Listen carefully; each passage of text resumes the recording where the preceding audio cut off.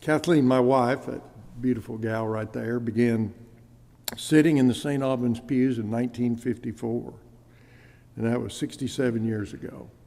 I came in 1974 when we were dating.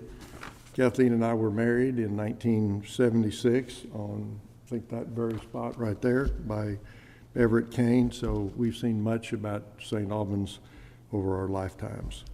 I want to talk about three quick things this morning: St. Albans cast of characters, St. Albans leadership, and then my favorite St. Albans story. The history lesson.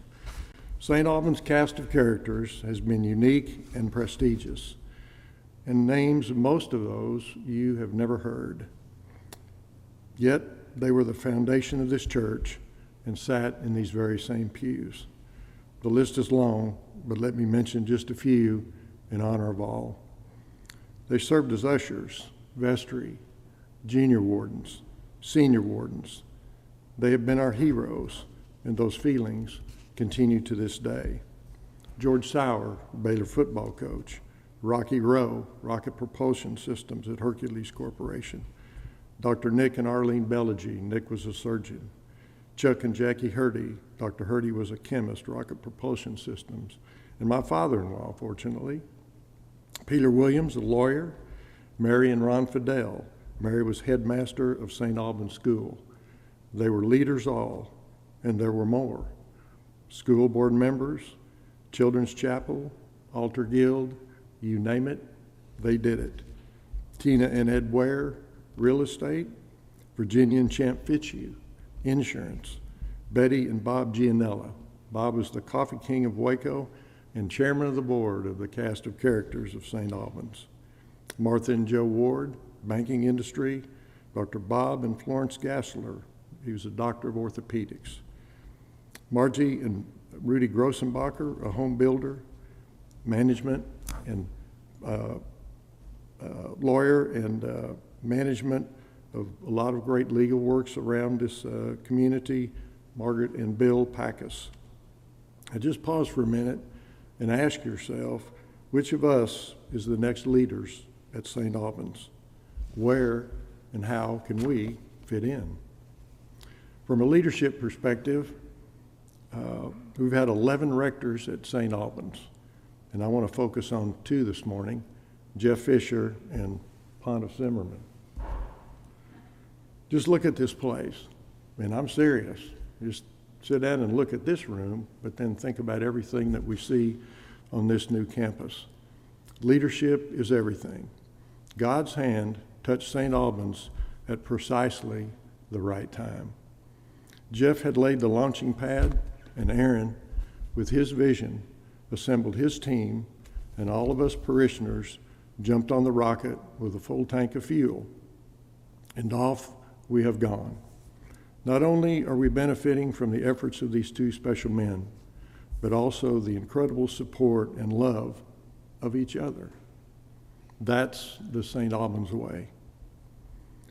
And there's no doubt that the past cast of characters are looking down, smiling. They turned the first shovels of dirt. They see what has been accomplished and see what most certainly is a bright future. My favorite story at St. Albans is really interesting.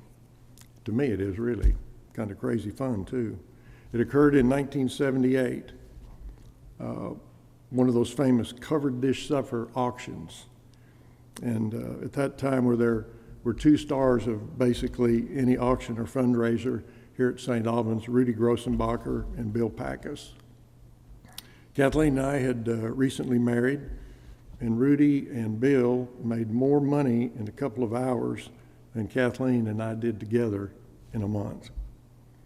And the piece to be auctioned was a 12 by 14 inch photograph of the balcony stained glass window there. And it was a beautiful picture. And by the way, as this unfolds, Rudy and Bill and I, and I'm not quite sure whether we were on the third or fourth glass of wine at this great Episcopal function, but we were doing quite well in that category, maybe too well. Well, Rudy put his arm around me and he said, "Tom, look, here's the deal. When I punch you, just add $10 to any bid," which I did. And, that'll drive up the money, and everything will be okay, because Bill and I will eventually cover any of your bids. Well, the auctioneer started, and it went from $10 to $20 to $50 to $100. Then Rudy bid $125 and punched me, and I went to $130. And then the worst words came that I could have ever heard. Going once, going twice, sold to Kathleen and Tom Stanton, $130. And I was trying to figure out where that was going to come from. And I turned to Bill and Rudy, and they were on the floor laughing. And I mean uncontrollably. Well, they adopted me from that point forward. We lost Rudy very, very young, in his early 50s. But Bill and I stayed in touch for decades. And that's the St. Albans way. We are all linked together. Corinthians 9:7 says, each man should give what he has decided in his heart to give, not reluctantly or under compulsion, for God loves a cheerful giver. These things I know about St. Albans. Number one, our future at St. Albans is brighter than ever. And it begins again, now, with the continuing platform created by Aaron's vision, which needs our support with time, talent, and treasure. 2, our lives represent single points in time for our personal St. Albans experiences. We will never walk this way again. Number 3, let us not forget and to honor all those who came before us.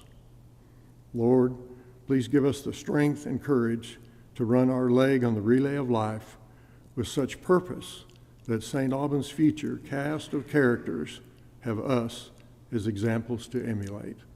Amen.